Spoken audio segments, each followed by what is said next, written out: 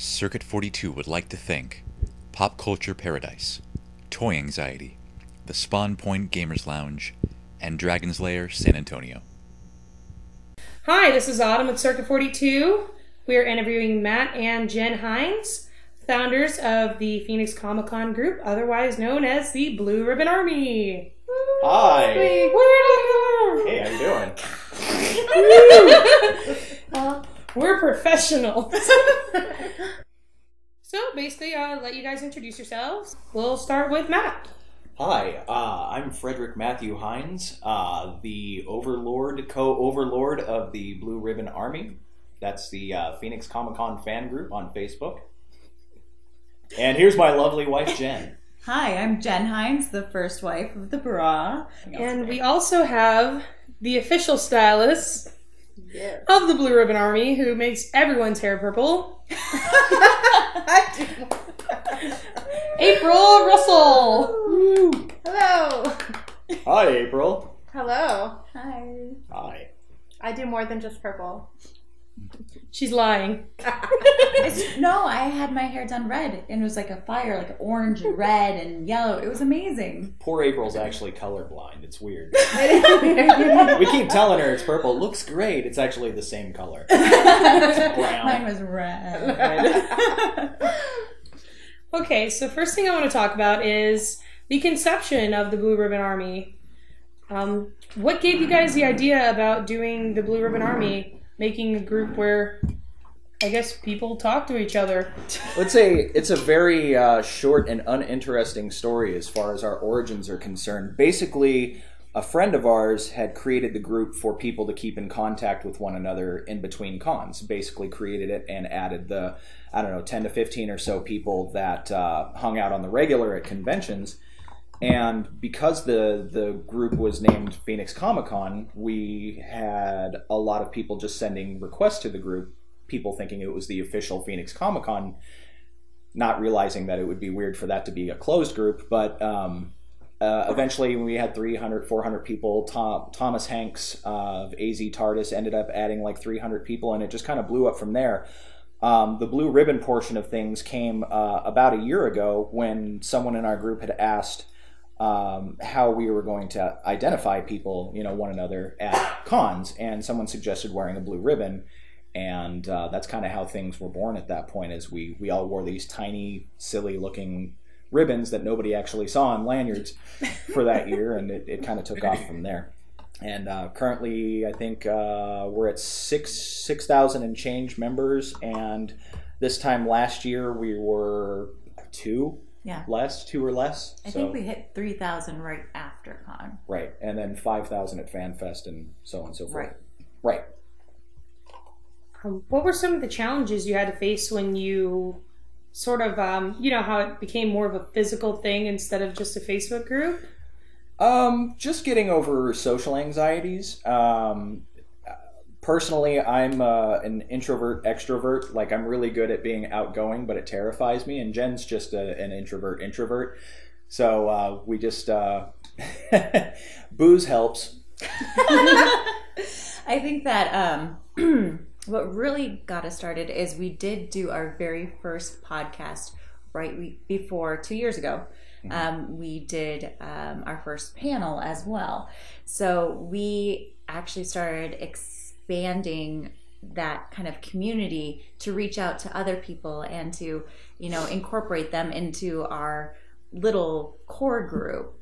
And I think that we always had a mission and a way to react to each other. We always wanted it to be a safe place. We always wanted it to be about the camaraderie that is con, where you go there and you feel like you belong, and we wanted that all year long.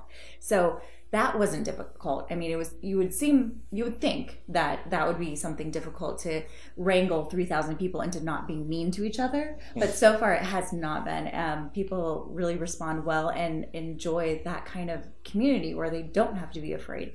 Geeks are the best people. They are. For sure. How did it go from being just online to getting booths and things like that set up? How did you get people involved with booths and marketing? We the core members of the group, even from the onset, were people who had various roles at cons, leadership roles, things like that. Like we had people who were very like they were programming directors, they were panel directors, things like that. We had like just a lot of people who had been involved with con for a long time. So we were kind of already in there before everything blew up Facebook wise. Stephanie joined our group. She's the head of marketing, or not the head of marketing, but the head of Social media. Social media, and it's broader than that now. She wears a lot of hats now, but she was in our group and she kind of pinged us on the side and said, "Hey, would you like to work for social media proper?" And that kind of helped us out a great deal as well. So just knowing a lot of people in leadership roles kind of helped blow things up because everyone kind of knew each other already as far as the old schoolers go. I mean, we've been going since 2009 when it was in Mesa. So you kind of just collect friends every year. You walk away with at least 15 to 20 new friends, right? Right, so every time. So as you know, Comic-Con has grown exponentially within the last few years. How have you managed to keep Phoenix Comic-Con and the Blue Ribbon Army an intimate experience for the members?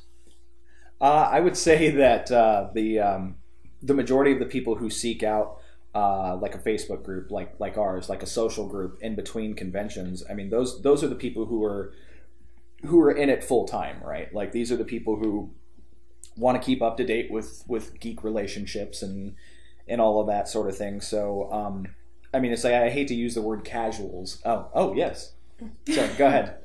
Well, what I have to add to it is we have a closed group on Facebook, and there is only one reason for that, and one reason only is that we are able to spot and find out when someone sends a request if they are actually a legitimate profile or not. We accept every single person into our group regardless of fandom, regardless of race or sexual orientation, everything.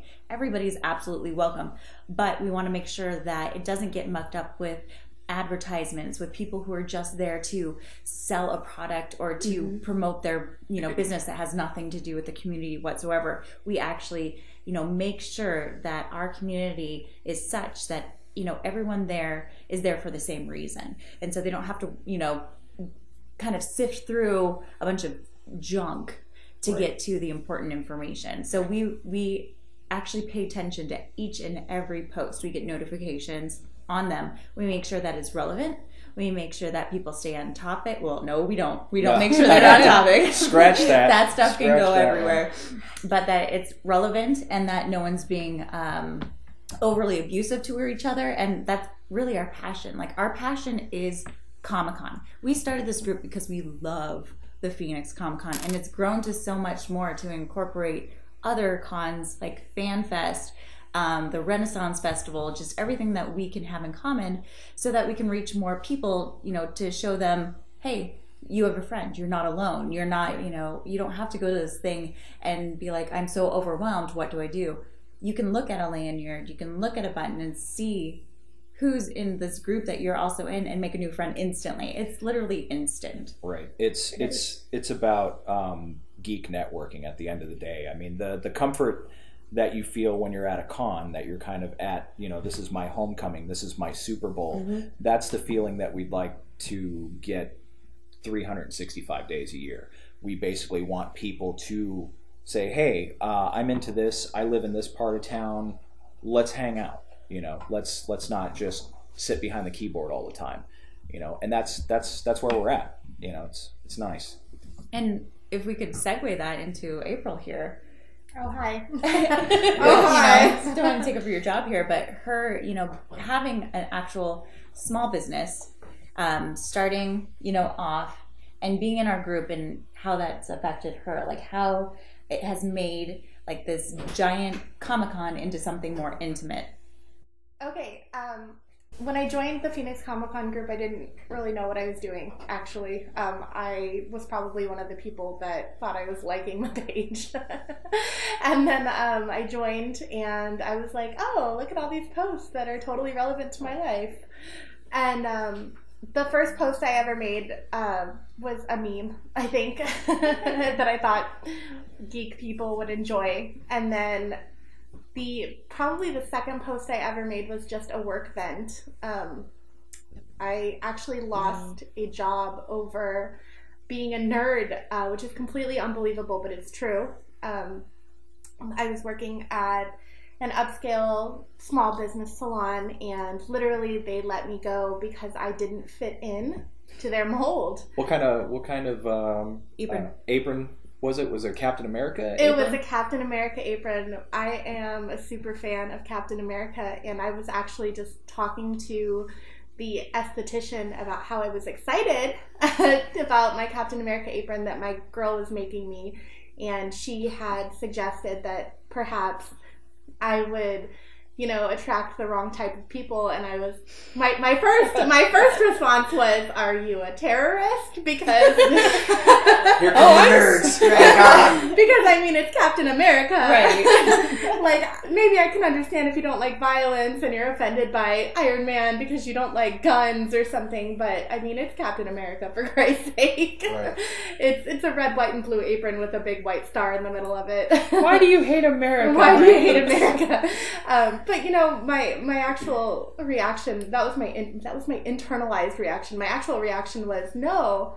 I would think that I would attract people more like myself, which is what I like to base my relationships off of. I like to build relationships with my clients. That's one of the reasons why I cannot work in a chain salon. So what happened when you posted your grievance to our group? The support was really overwhelming, actually. The first thing that everybody said was, "Oh my God, where are you located?" And, just stories about how they have a hard time connecting with their stylist and nobody understands what they want or what they're saying, and they feel kind of isolated even though they're right there with somebody. And that's the kind of experience that I always try to gravitate away from. I always try to make sure that the person in my chair feels like we're friends. And my clients are like my second family.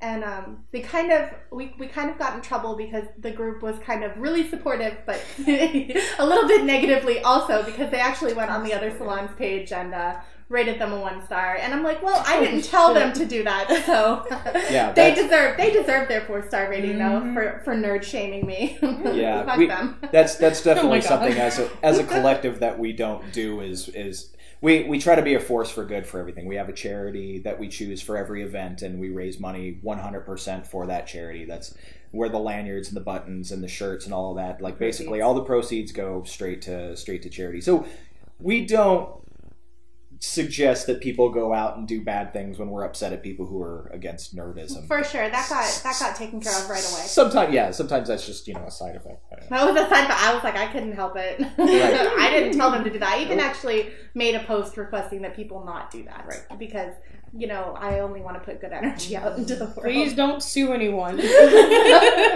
Right. So I mean, aside from being a good social outlet for you, it turned out to be a good business.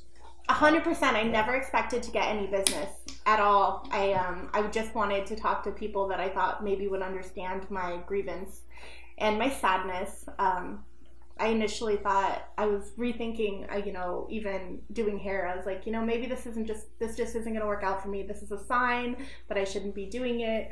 And, with the support of the bra, I was actually able to open up my own salon because they're so supportive. That's Blue Ribbon Army, by the way. It's like a push-up. It's like a push-up for my business. There's a reason why we call ourselves the Underwire. Yeah. Oh my Lord. What was your experience? For me, interviewee and you're interviewing the interviewer. Yeah. The tables have turned. Yes. What a twist. What a twist. Well, with me, in my high school experience and basically just growing up in general, my mom was a huge nerd. Like, nobody really liked her that much for it. She's like this big black lady and a metalhead. Happened to be growing up in the rural South. So that kind of got passed on to me, and I've sort of just I sort of beat my own drum as well, and not very many people understood that comic books were a cool thing. I grew up in the South, and that's sort of just not a thing that a lot of people do. A lot of girls are focused on boys, and a lot of boys are focused on girls, and Gun I'm racks. just sitting there reading my shit by myself.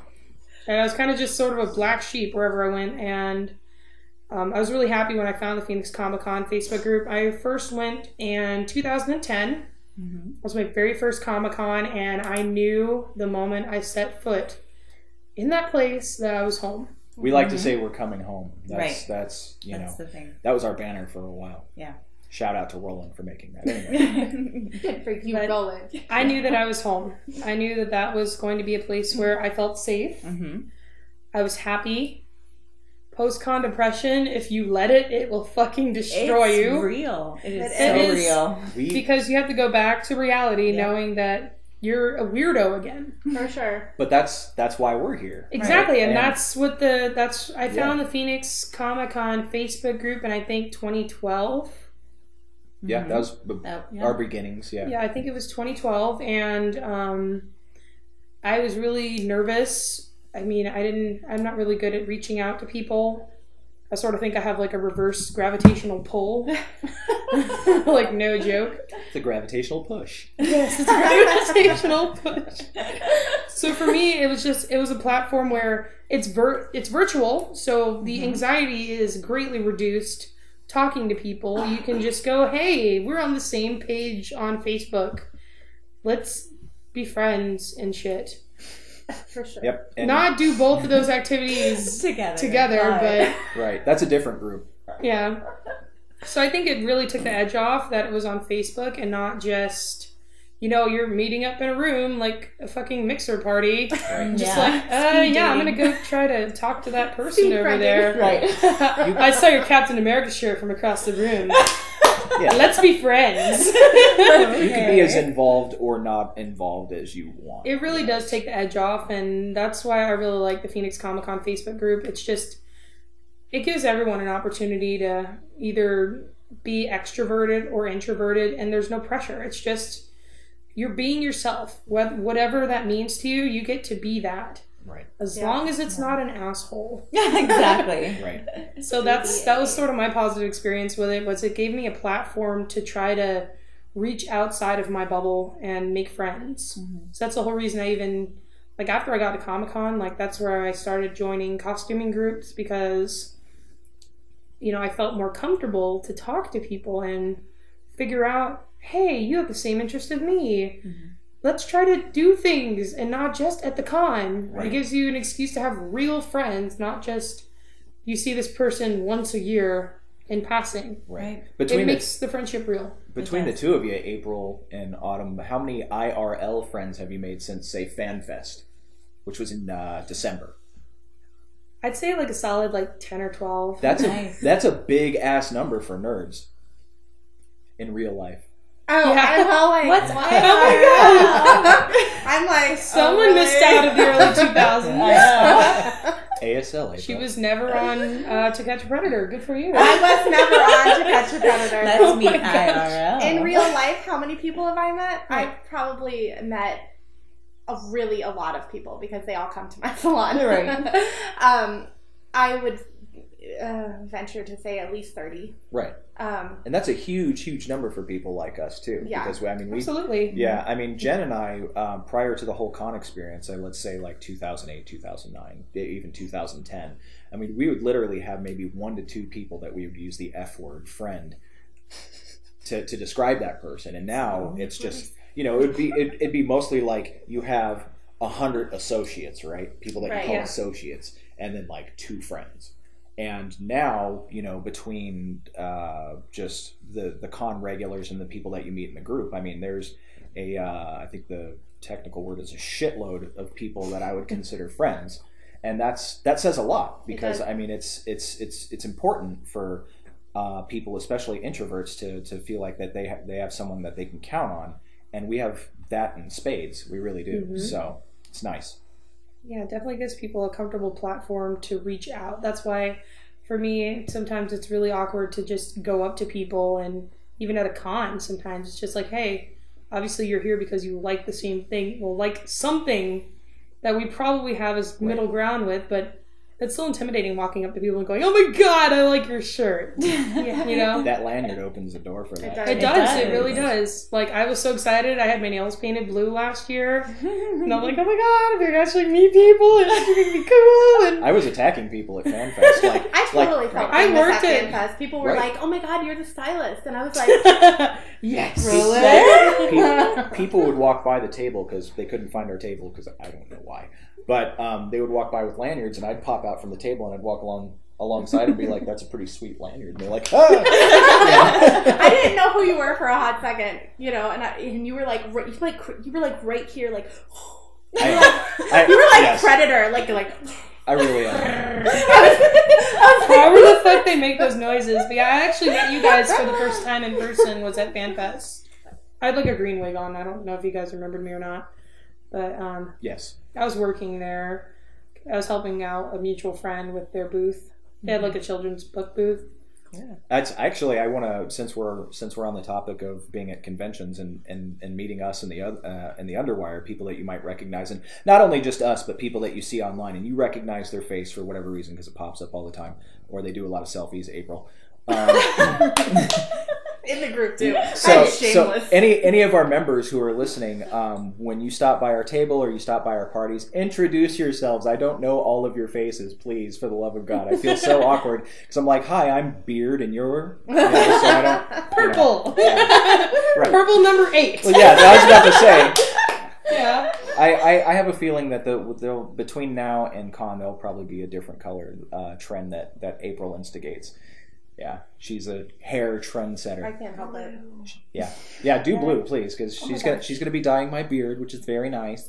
It's very nice. You should stop by and see it. Introduce yourself. I was trying to see if the Xbox was picking up on your voice. Whenever he talks sassy, it picks up on his voice. Right. I have to address it first. I have to say Xbox. Oh, it's not talking to me right like, now. Oh, it's mad at you. Yeah, You're cut off. Yeah, Xbox hates me. That's awesome.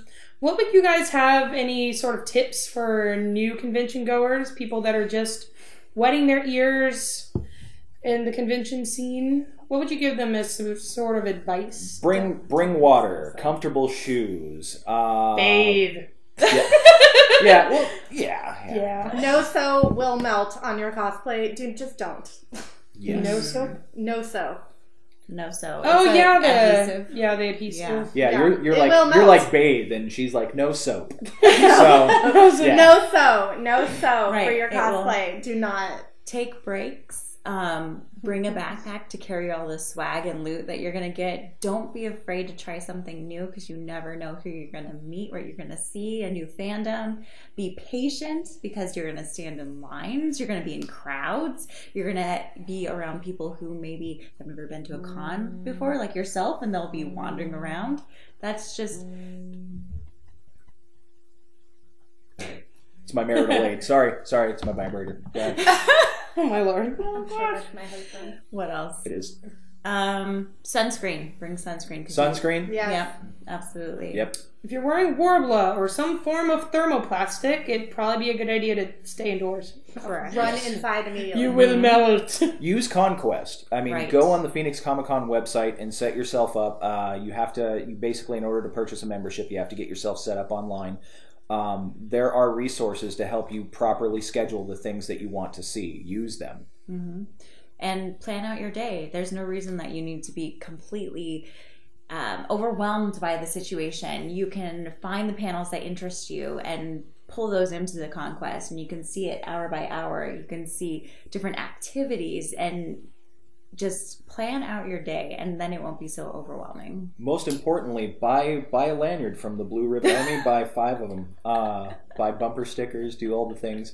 Support Comicare, which is our charity for this year. Yes. That is an organization that cosplays and goes to children's hospitals to give sick children comic books and to brighten their days. So it's definitely a good cause.